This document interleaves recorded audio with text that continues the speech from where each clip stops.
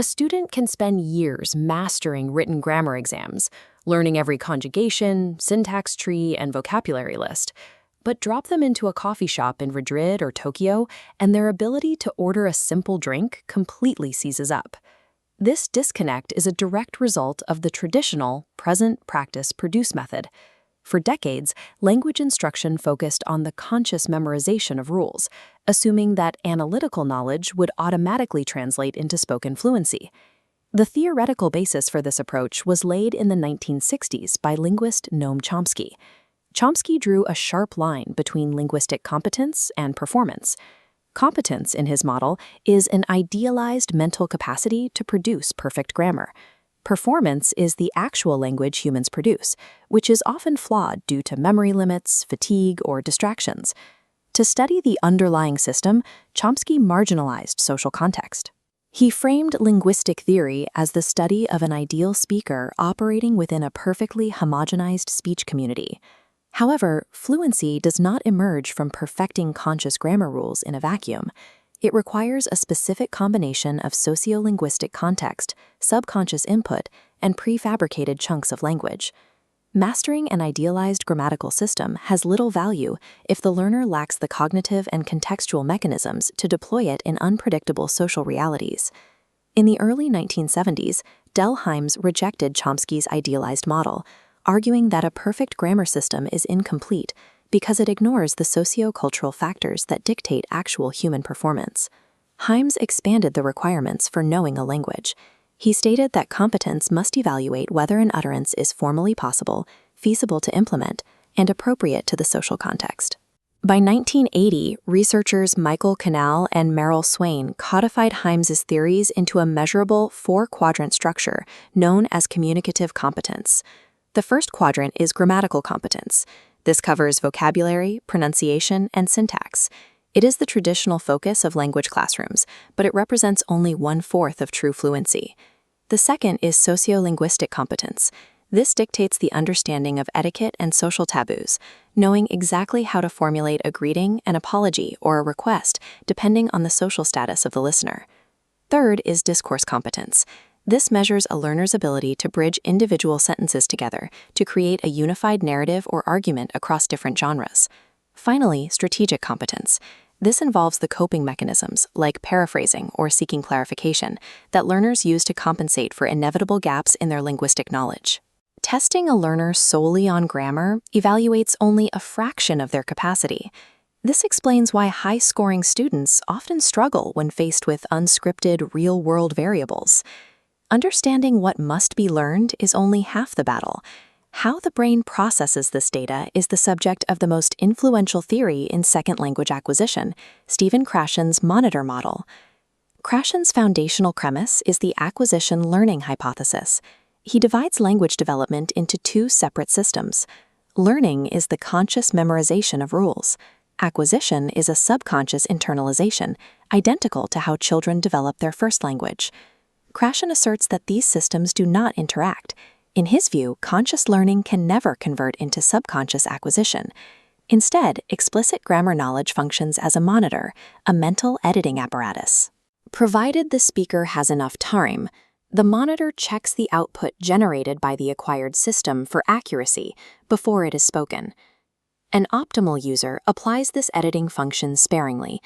An overuser constantly filters their speech through conscious rules, sacrificing fluency for grammatical perfection and resulting in hesitant, unnatural delivery.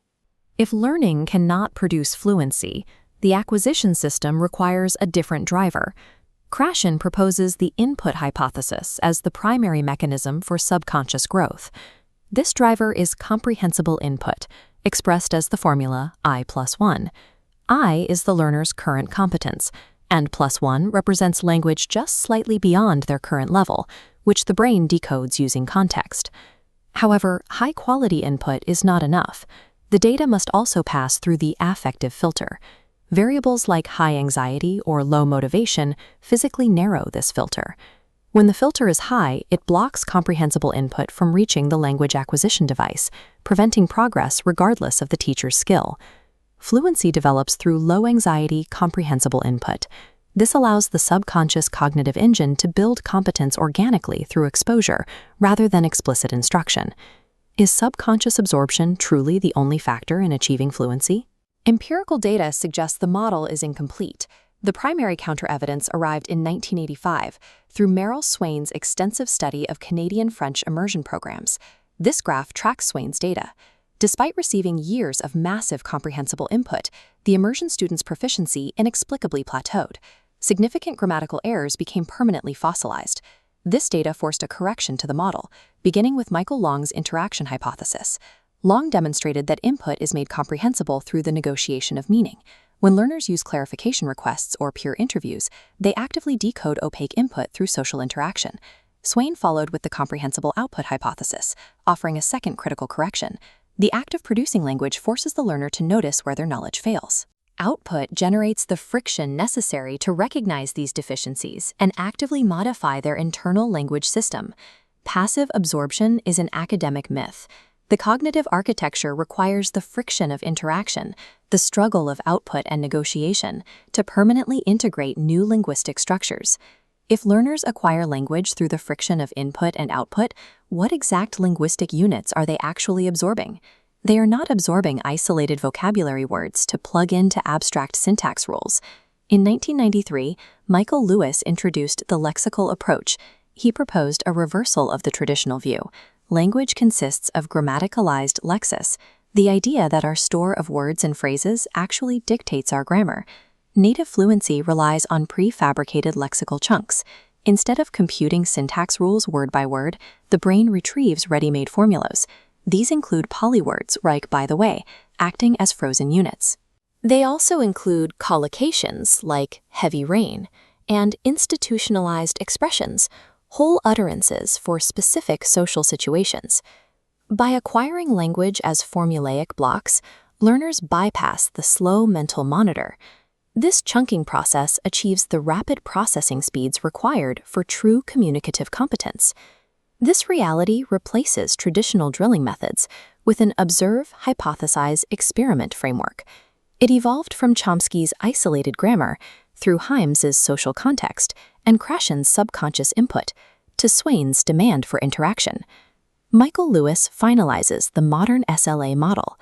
Successful acquisition occurs when learners are exposed to comprehensible lexical chunks within authentic sociolinguistic contexts.